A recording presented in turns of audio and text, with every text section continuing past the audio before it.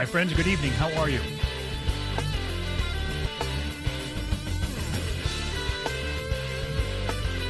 There, let me get that music down. I was cranking down the wrong one. Hey, Craig.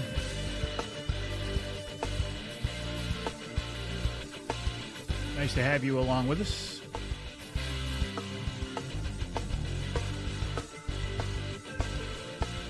Cliff. Always a pleasure, buddy. How are you? Hello, Bernie.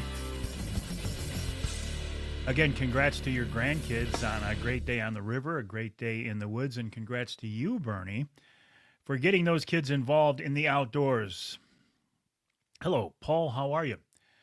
Otto, guess what? I used your question about the moose lift and our trade of turkeys for moose. I used that for this week's Ask Avery question. It's at the very end of hour number 2 in this week's show, and I gave you complete credit for that. Eric says the S word is coming. No. I like the S word better than the W word because the W word means S word. I don't know. I'm not a big fan of winter anymore. I know we have to have it. TJ, congrats on that 45-pound beaver. The first one we took out of here and the only one so far was 42 pounds. Still working on one more. Every night I expect that our trapper Jim is going to say, hey, we got him. But so far we haven't. He's confident that he will. Brian, good evening. How are you? Hey, Mike. Nice to have you along with us. Thanks for joining us. Yeah, beaver number 2 is still around. We got beaver number 1. I say we, Jim. Our trapper got him Halloween night. So he says he's confident he will get that critter. It's just a matter of staying at it until the beaver goes through gets into one of his traps. All right, Paul, wave when you go by. JP, good evening. I do not recognize your name, but I appreciate you joining us. Harry Smith, that's a name I recognize. Known this guy forever. Randy, nice to have you along with us. Hello, Bob. Yeah. I said, do what Otto did. Send me an email to mike@mikeaveryoutdoors.com, and we could use your question on the Ask Avery segment. Check this out. Luke Pulaski of the Outdoor Conquest. Luke is my lead-off guest on this week's show. Very interesting conversation about jigging for muskies on the Detroit River. How cool is that? Paul, good evening. Corey is in Illinois, southern Illinois, trying to find a big Illinois buck. I told you, Corey, my son James is down there right now. I know earlier in the evening he had a 2.5-year-old buck chase a doe right by his stand, his ladder stand. I think it's a ladder stand. And he shot video of it, and he said that's not what he's looking for in Illinois, but the rut is definitely on. Some very cool video. Good luck to you down there, Corey. James, nice to have you along with us. Appreciate it. Jeff, thanks for joining me on this edition of Wednesday Night Live. Chris is checking in from Sweetwater, Tennessee. How cool is that, Chris? Nice to have you with us. Thank you. Jeff, good evening. Stephen, nice to have you along with us.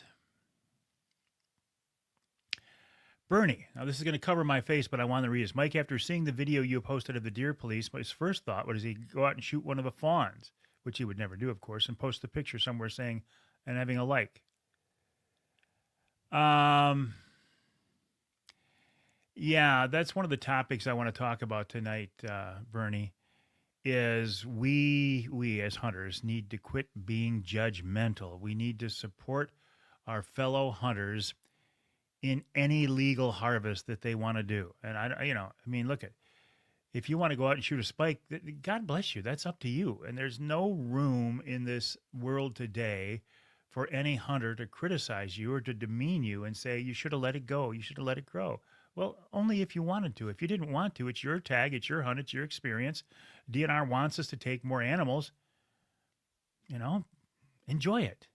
David, good evening. Birds were flying in South Dakota last week, limited out almost every day. Harry, that sounds like fun. Johnny Bowler, Bear Whisperer, how are you, buddy?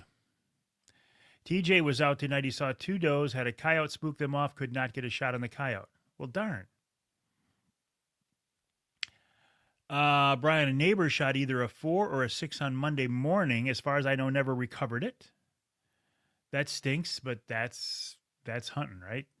As long as they did everything they could to try to recover the animal, I mean, that's all you can do.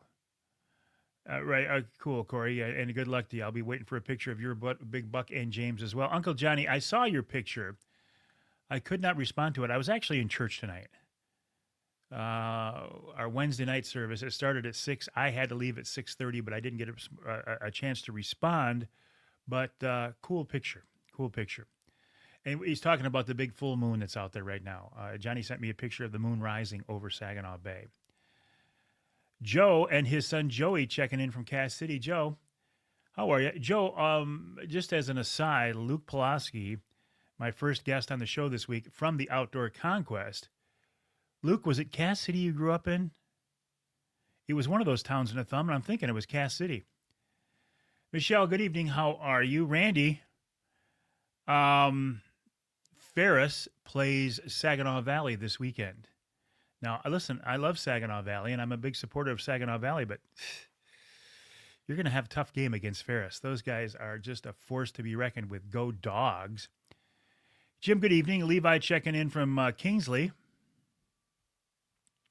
Corey, I personally choose to shoot more mature deer, but I would never yell at another hunter. Yeah, exactly. That's because you're a man of character, Corey. It's these ding-dongs that give other people grief. And when the one guy said, well, that's only a 2.5-year-old buck, you should have let it go. And I said, look, don't worry about it. Don't criticize him. Just mind your own business. Don't be a jerk.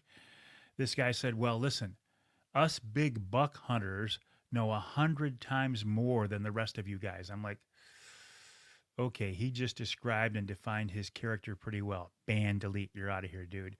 Stu checking in from the 45th parallel. It has been a while. Stu, how have you been? And how have you been? Johnny, well, it's almost that time of year for that S word where you start working 7/12s. Not quite. Matt, 2 surgeries, home healing now, hunting for me this year. Well, you got to do what you got to do and heal up, Matt. Heal up. Get better. Roger, good evening. How are you, buddy? Mike shot a doe 3 weeks ago with his bow. A lot of grief from his friends, but jokes on them. Now I've legally shot. Come on. Why? This doesn't make any sense, Mike. Why anybody in today's world would give you grief for shooting a doe? I mean, if this was 50 years ago, yeah, we didn't shoot does, and there was a stigma attached to shooting does. These days, I think we all know that biologically we need to shoot does and shoot more does. So anybody who gave you grief over shooting a doe is ignorant, and I don't mean that in a negative sense. I just mean they are uneducated. My target this year is a big doe because I do not expect to see a buck that I want to shoot. Although we've got a couple of them on trail camera that I would shoot in a heartbeat. We've got one really nice 3.5-year-old buck running around, a true Michigan trophy that I would shoot in a heartbeat. But my goal, realistically, this season, whether it's with my bow, my crossbow, or my 350 Legend, is a doe, or maybe a couple of big does. Matt says, "Good luck, Corey." Hunt your hunt. Celebrate every harvest. No shaming fellow hunters. I agree, Stu. In fact, I said on the radio show this week that I think the biggest threat to hunting today is not the anti-hunters, but infighting in the hunting community. I hate that word, community. Infighting among hunters. Bernie, almost 350 acres of corn have disappeared around his woods and farm in the last day and a half, so now I can see the bucks chasing does. 350 acres of corn gone. Your hunting experiences, Bernie, I suspect are going to change now. Jeff, good evening, buddy. How are you? Renee, nice to have you along with us. Joe says, yep, born in Cass City, moved to Port Huron, then back to Cass City in middle school. Oh, Johnny, I didn't realize that. I didn't realize we were talking that much snow. Johnny says a foot of snow starting Saturday right into Tuesday. Ooh, you will be sitting in the plow truck. I just heard flurries. Of course, that's for down here. I didn't realize they're talking a foot of snow up by you, Johnny. And so it begins. Hey, buddy, we have to stay together. You got to stand together, right? Hello, Brad. He passed a lot of small bucks. Good for you. Hope you had fun. And good luck on finding the one you want. Tim, good evening, buddy. Roger says he shoots several does. I'm all for shooting does. All for shooting does. James says he stopped sharing pictures of hunts just because of comments from buttholes. I don't blame you. I will continue to post realistically every picture sent to me. Now, there are times, in fact, several times in the last couple of weeks where I will edit a picture. I will clean it up. And now that iPhones and iOS have the ability to erase some things. For example, if you send me a picture of a deer with a bloody tongue hanging out of its mouth, I will erase that bloody tongue before I will post it.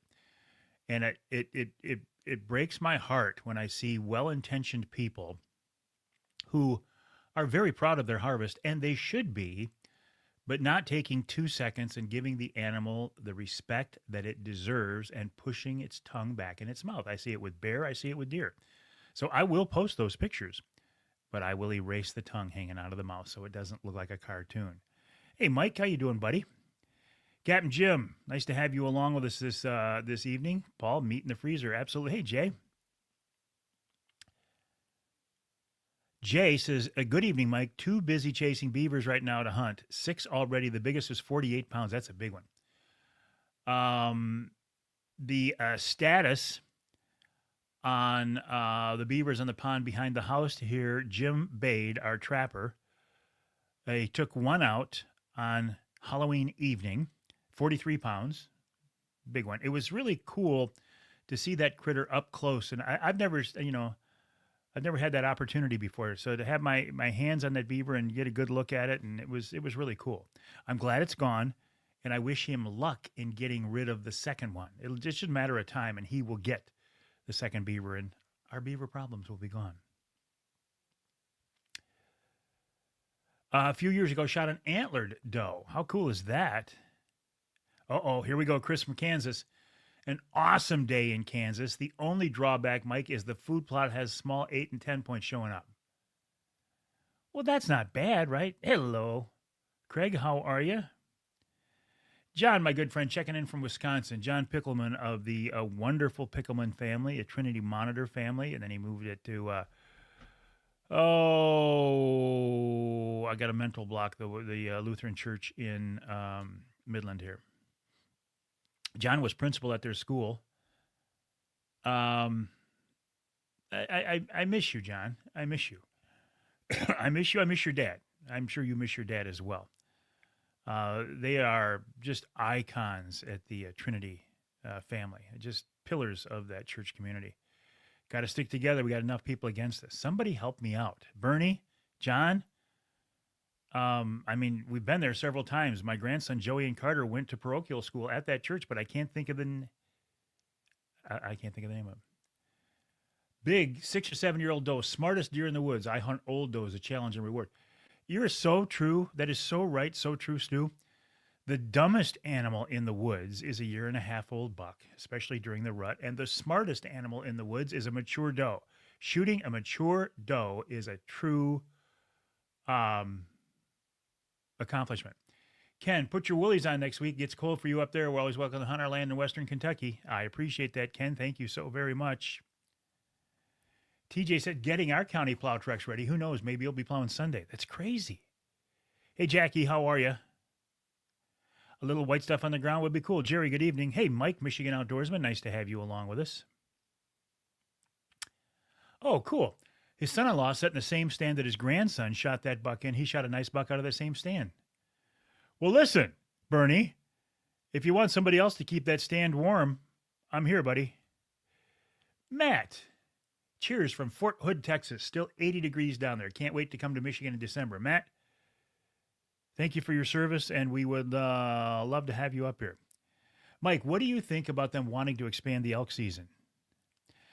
I think it's a great idea. I think it's a great idea, Mike. And the reason being, I have a good friend who got a cow tag this year and hunted hard, and he is a good hunter, and he hunted with one of the top elk guides in Michigan, and he couldn't get an animal. So I am all in favor of expanding the at least the early elk hunting season. I think it's a great idea. Yeah, Jim Bade. I bet he's the same guy, Tim.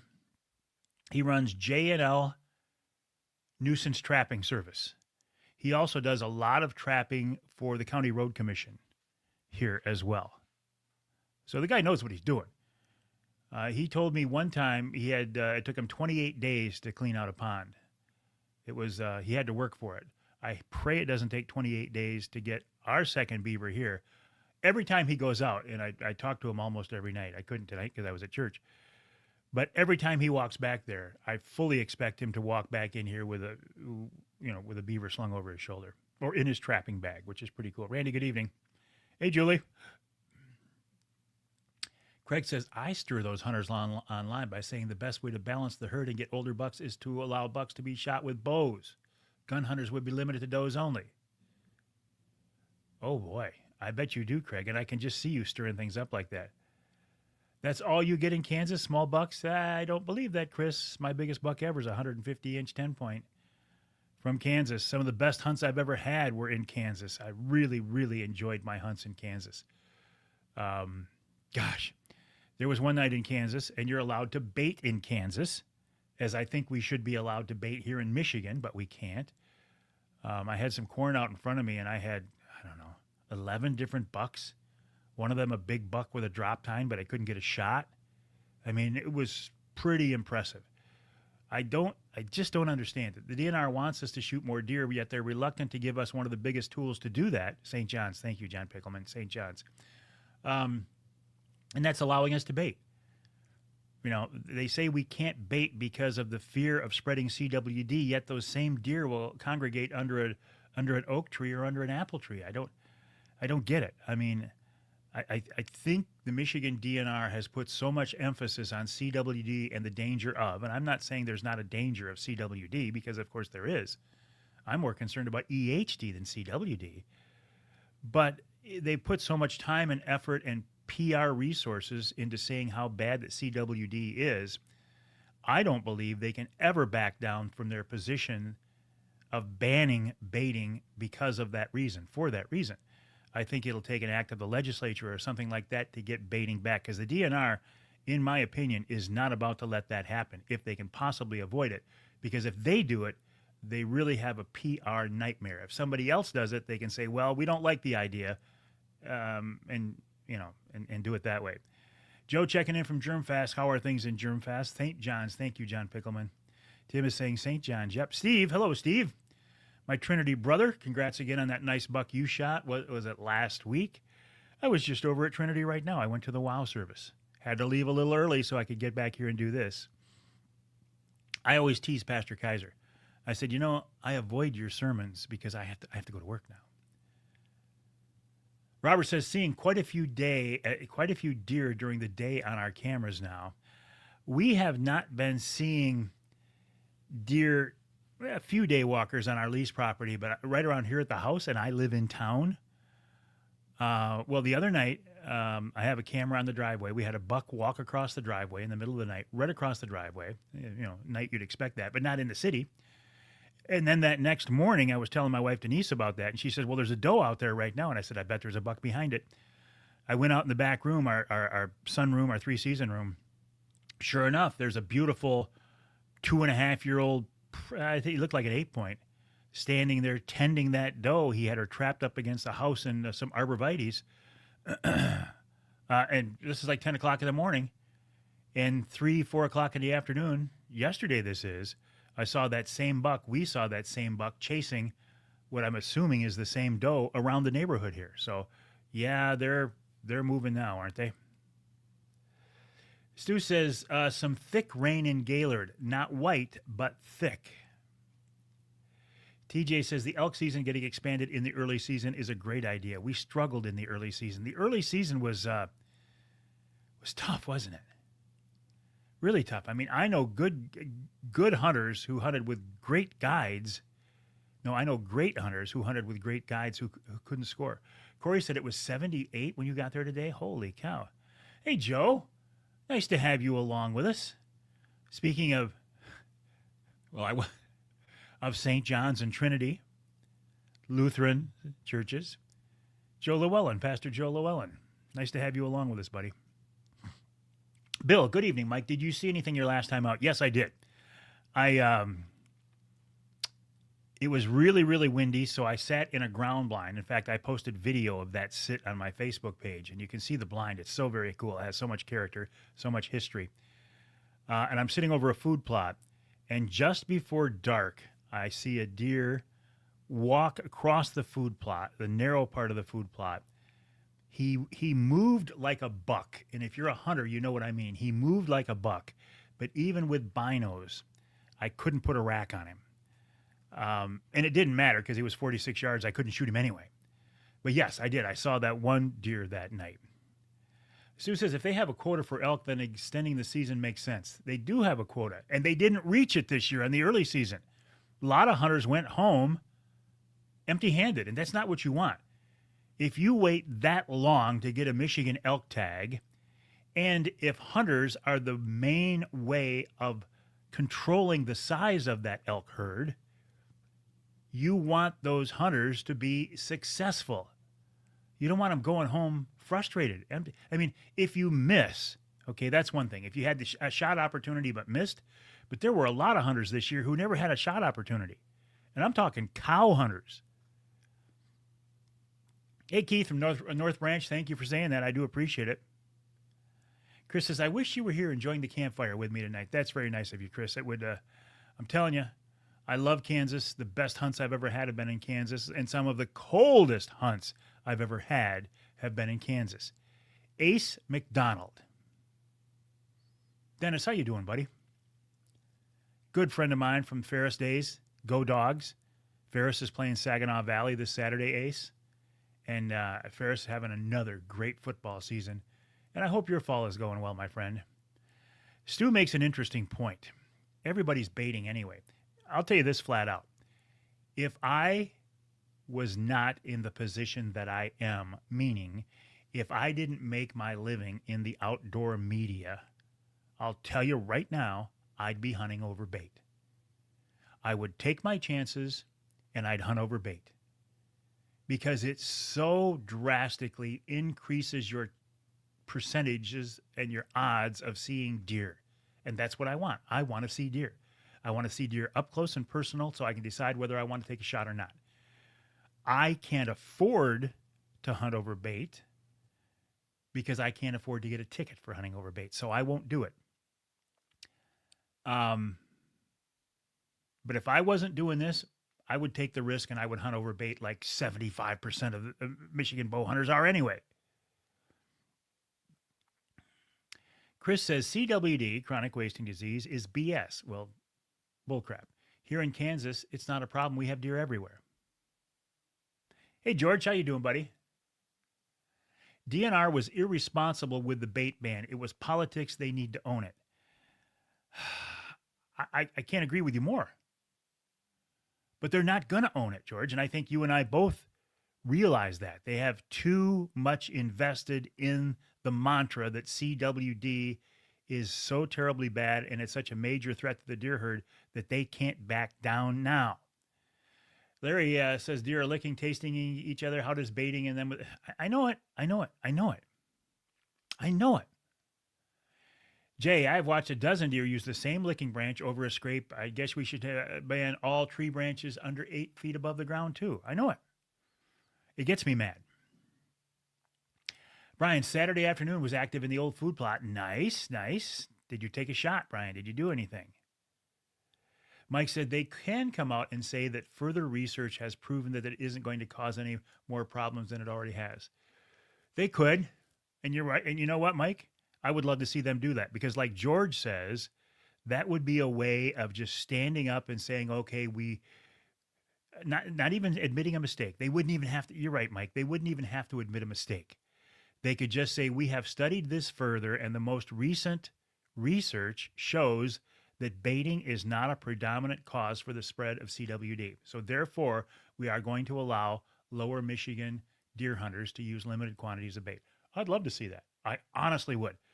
If I could hunt over bait, I'd have seen far more deer than I have. Joe, if bait is so bad for congregating deer, why is there no regulation on food plot sizes? Get your blood boiling? I'm with you, Joe. James, we need snow and rain. Steelhead fished the St. Joe last weekend, and it's it's the shallowest he's ever seen. Could walk across it in most places. Wow. Wow, you do need to bring that. When it's like that, Jim, let me ask you this. When it's like that, I would think because the water is so low, it's going to congregate the fish. Where you do have pools, they're going to be full of fish. Does it actually make the fishing easier in some ways because the fish are congregated, or no? Bernie, daughter, son-in-law, 2 grandsons, shoot 5 to 7 deer. Oh, nice. You're like my hero. You're a good guy, Bernie. Here's another good guy, John Callison. Oh, John Callison of Callison Sport Fishing, also Jay's Sporting Goods. He should have shot a nice buck tonight, but was not ready when he came back in. John. And I'm just shaking my head because we've all done that, right? We've all done that. Chris says, my blinds are warm. You'd see your deer all day long. You're killing me, Chris. We had one blind up on top of this hill in Kansas. And what the blind was a hog feeder. So it was metal and the sides were cut out of it. It had a roof so you could get out of the rain. But up on top of this hill with the Kansas winds during gun season, and you had to walk straight up a hill. I mean, it was brutal getting up there. So you were sweated up by the time you got there. And then you'd sit in this hog feeder, and oh my gosh, it was cold. I mean, it was cold. Gene, good evening. How are you? Hey, Matt says several pictures of 5 bears traveling together, Ogemaw County. Is that normal? No, especially this time of year, it's not normal, Matt. To see 5 traveling together, are they all of the same size? Yeah, that's really odd. Really odd. I mean, you might see earlier in the year 3 or possibly 4, but one of them's obviously a sow with her cubs. The only thing I can think of is that maybe, and this is just thinking out loud, you have a sow with 4 cubs and the cubs are almost grown to the point where she's about ready to kick them out now. I don't know. That's odd. That's a great question, but it's very odd. Roger likes to hunt mock scrapes. Hey, good evening, Ross. How you feeling, buddy? Mike, I wonder if the ice storm, the damage to the forest, had anything to do with the reduced numbers of elk. That's interesting. Probably changed their patterns. That's interesting, yes. And thank you for bringing that up, Mike, because Brent Rudolph, who is the Michigan DNR biologist who works with whitetails, elk, and moose, he mentioned that. And it wasn't so much, I think, this has been a few weeks, so I think he said that the ice storm limited access to some areas that hunters would like to have gotten into, more than limiting accessibility for the animals themselves. Tommy's checking in late. That's okay. Robert says, how many deer died of EHD this year versus CWD? Exactly. And EHD is immediate. You get EHD that comes into an area and you have a bad case of it. I mean, your deer herd could be devastated for the next several years, and immediately. We need some bow hunting in the city limits. Every city that has a problem with an overpopulation of deer should allow some type of a limited harvest. Renee, missed a big buck Saturday evening. Buck fever got the best of me. Still had a great hunt. You know what, Renee? Buck fever is so cool. If all of us here watching this, if we can get to the point where we can go out hunting and get ready to send an arrow or a bullet at an animal and not be excited about it, it's time to quit, isn't it? Larry, best time to plant an apple tree 8 years ago. Next best time is now, next to your favorite spot. Oh, no, I think they just put through to get above the Berrien Springs Dam. Gotcha. And we're talking about the St. Joe River. John, he was watching two does off to his right. He came in over his left shoulder. I tried to get him to turn back after he passed through, but he got downwind and it was stare down. Then he left. We've all been there. We've all been there.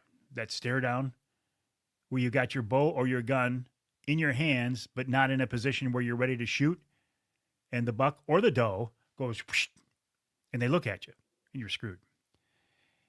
Amy's saying to Johnny Bowler, yuck. Now I think Amy is saying yuck about the foot of snow Johnny was talking about. I don't think Amy is just saying Johnny Bowler yuck. Because Johnny's not a yuck guy. Johnny's a good guy. Scott Keatsman's a good guy too. Scott of Linwood Taxidermy was on the radio show last week. Dan, good evening. How are you? All the bears are the same size. That's got to be what it is, Matt. And it's very unusual for a sow to have 4 cubs. I mean, that's a lot. That's a lot. But that would be my best guess.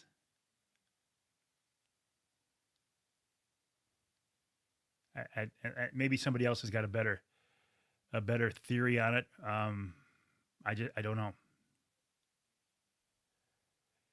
Gene can't wait for opening day of rifle season to take his daughter out. How cool is that? Chris says, I just want you to come down before I'm gone from here. Because Chris is going to move back to Michigan eventually.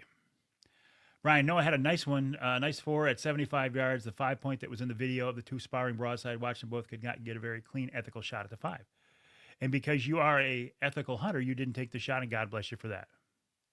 TJ says Atlanta is destroyed from that ice storm still. Stu says the DNR has been taken over by non-outdoor enthusiasts. They have no interest in our woods, waters, or wildlife. They are after great state jobs, pay, and benefits, period. They have colleges and outside sources doing the research.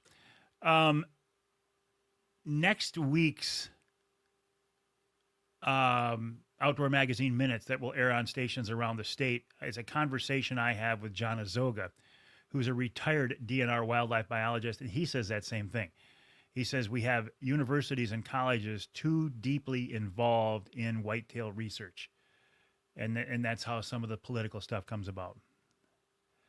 Bernie, will all that ice storm damage create a lot of new growth, resulting in larger deer and elk because of the new forage? Good question. No, Joe. I'm actually, I cheated there a little bit. That the video that I posted today, I actually shot on Monday. And I did hunt it Monday night. I couldn't upload the video because the cell signal out there is really squirrely to begin with. And then when I sit in that old metal blind, I can't post any video. So I was going to wait and post it Tuesday, but it didn't make any sense because I was talking about the high winds and Tuesday was dead calm. So today, because the wind blew, I could post the video. It was a little bit dated, but only you and I know that it's dated. Johnny says, yuck to the snow. Yes, Johnny's Amy says, not yuck to Johnny, yuck to the snow because Johnny's family. Everybody who knows Johnny knows that Johnny is family.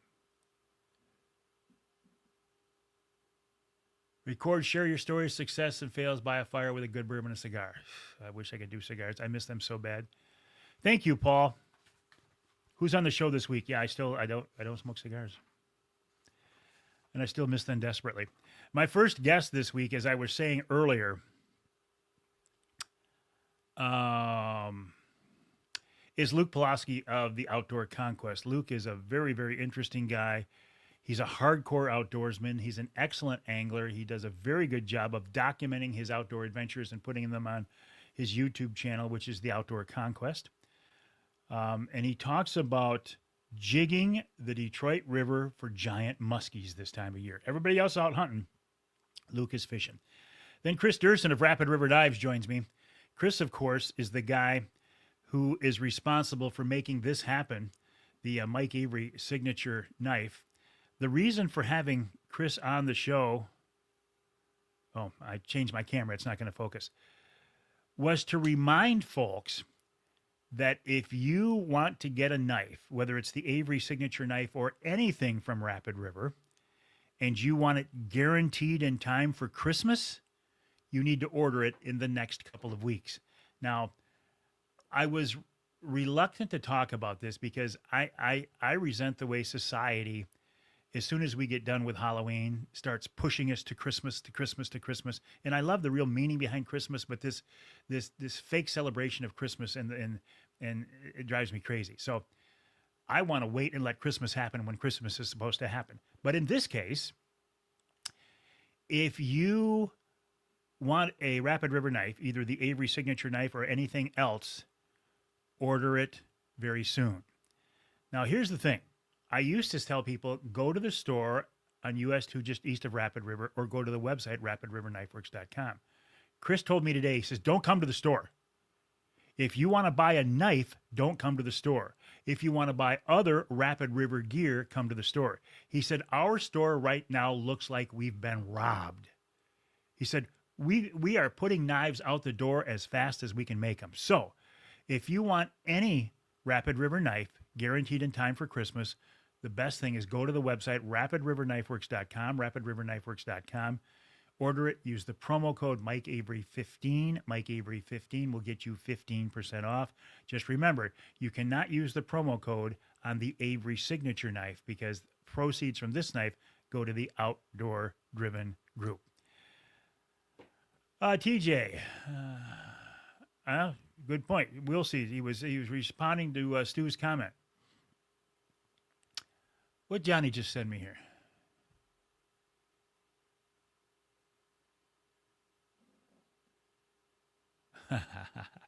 Johnny's dealing with technology. Oh, okay. Let's continue. Who's on the show this week? Hour number 2 is Chad Stewart, the head DNR wildlife biologist for deer, elk, and moose. I did not want to talk politics with Chad this time around. I did not want to talk deer management. What I did want to talk about, I did not want to talk politics or deer management. What I did want to talk about was the whitetail rut. So we go into detail about the biology of the whitetail rut, and I found it a very interesting conversation. That is followed up by Sergeant Mike Mashar, a game warden from northern Michigan, talks about things to keep in mind this deer season, including recreational trespass, using a safety harness when you're up a tree stand, tagging your animal, just good common sense things. And then the Ask Avery question was submitted by Otto Peterson. Otto was on here earlier. He may still be. Otto's question was, hey, Avery, I've heard you talk about the moose lift and how we traded turkeys for moose. He said, I'm just curious about how those moose are doing or how the turkeys are doing in Ontario. They're doing very well. And just realize it was not a 1-for-1. We did not trade them one turkey for one moose, okay? And we were not the only place Ontario got turkeys. They got them from other United States as well. But the population there is doing well. And they now have a spring and a fall turkey season in some parts of Canada. So that turned out well. Now, remember, the DNR told us that we would have 1,000 moose in the UP by the year 2000. This is back when in the mid-'80s when we had the moose lift. Right now, there are around 300. So in some ways, you could say that the Ontario turkey project was more successful than the Michigan moose project, although I don't know how. Thinking about that, no. We got moose, they got turkeys. We won. Okay, and then the last hour of the show, Gabe Van Wormer. You know Gabe. He's an icon here in the outdoors in Michigan. Check out his Full Quiver Outdoors YouTube channel. He talks about bow hunting the rut. He talks about making the transition from bow season to gun season. And he talks about handgun hunting for whitetails, which he does a lot. And then we wrap it all up with wild game chef extraordinaire Dixie Dave Miner. Okay. Uh-oh, did my screen lock up? Nope, there I am. Chris, Mike explained how baiting bear is now causing the same problem. CWD? Mike and Fred Bear, a story for a fire. So jealous. It was a tremendous experience to spend some time with Fred Bear. All right, Stu, good luck to you, buddy. Have a good night, and thanks for joining us. Met him riding our Harley up the highway. He's amazing. Fred Bear?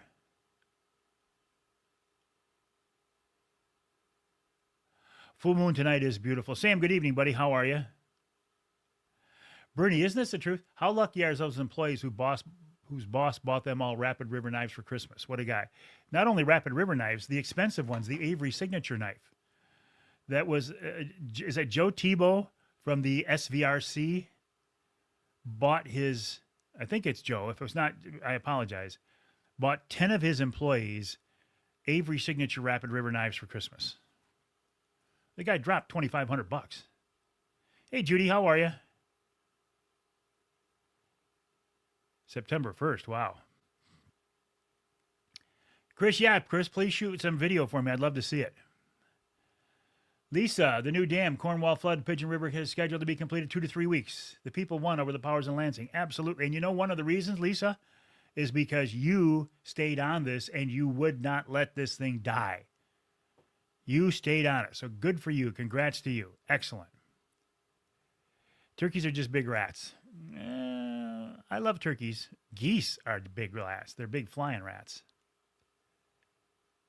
Jim, last few days of a month in Huron, Ohio, brawling. Ready for deer. Have a great night. You as well. How did you do? Jim, how did you do down there chasing those big walleye, those big Lake Erie walleye? Otto's still on here. What, you think I'm wrapping it up already, Tim? I got a few more minutes yet. Bill Piles. How you doing, buddy? Bill Piles, a friend of mine from forever. Bill Piles of Ohio Bow Hunting Outfitters. Bill and his family run a first-class outfitting service in Ohio, in big buck country. I mentioned earlier about some of my most memorable hunts have been in Kansas, also hunting there with Bill. Big buck country, surprisingly rugged. I mean, a lot of hills. I feel like you're hunting like the Appalachians sometimes at some of his farms. But I'm doing good, Bill, and I hope you are doing well. Bill had some health challenges a few months ago. So I keep praying for you guys, Bill, and it's so nice to see you on here. I like it. Okay, Paul. Richter's Deer Tracking, how are you? Good evening. What else? A few more things I want to talk about before I go. Bill Piles just turned in just as time to say goodnight. Nothing big, but not too bad. Mother Nature's been tough. Yeah. I'm talking about Lake Erie walleye. Okay. The rut is on. I mean, I've seen it here in my neighborhood. I've seen it here at the house. The rut is on. The leaves, for the most part, in my part of the world right here, have pretty much dropped. Craig Plowman, who has hunted with Bill, says, hey, Bill.